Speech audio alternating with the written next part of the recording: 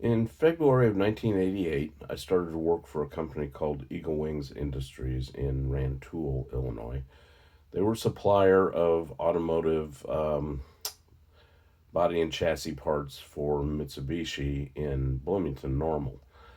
Um, when we started work there, my clock number was 26. So when we started to work there, they've now had well over 2,000 employees in the, oh gosh, 30 plus years that they've been in business.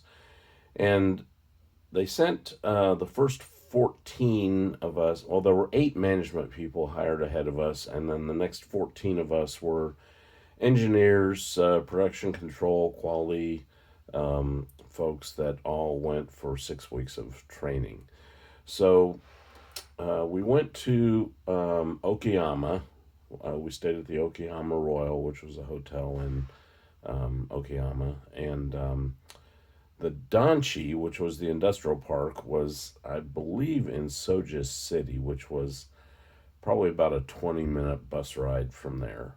So we would train at the Donchi, the industrial park, for you know 8 hours during the day. Then we'd come back, and then on the weekends, our Japanese hosts would take us on outings to go see temples and go out to dinner and stuff like that. So on one of these dinner outings, they took us to a restaurant, which it's kind of a fancy place. You walk in the door, they've got this huge aquarium, and so they took us into this big room and seated us.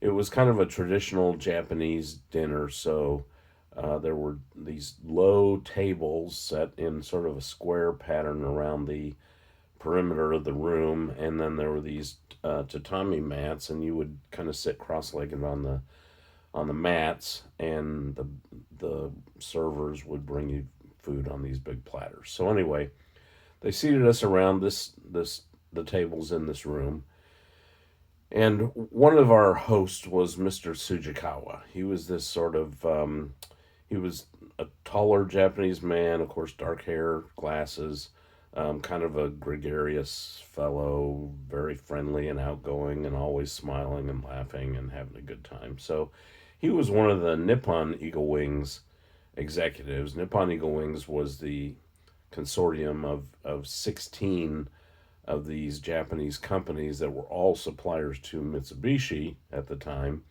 And they had put together this group, which they called Nippon Eagle Wings, to essentially finance and fund the construction of Eagle Wings Industries here in the States to act as a supplier to the Mitsubishi plant in Bloomington. So, anyway, Tsujikawa was one of the executives, and he was seated near the door directly across from me.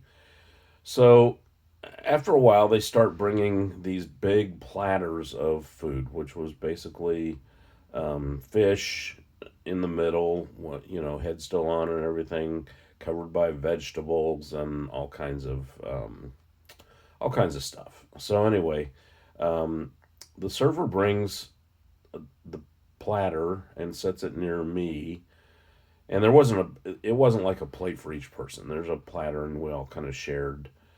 So there's maybe 10 of these scattered around the room or whatever, but you're well within reach of plenty of food. So anyway, she brings this platter, and I look over, and what I didn't realize was that the fish in the aquarium when we walked in were the fish that we were going to be eating, and they had been filleted and then covered with all these vegetables, but the fish was still alive.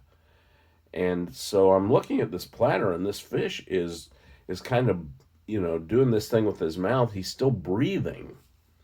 So I'm sort of pointing this out to who, I forget which one of the guys was sitting next to me, but I'm pointing this out to him that hey, this fish is still alive. And next thing you know, there's this scream from across the room.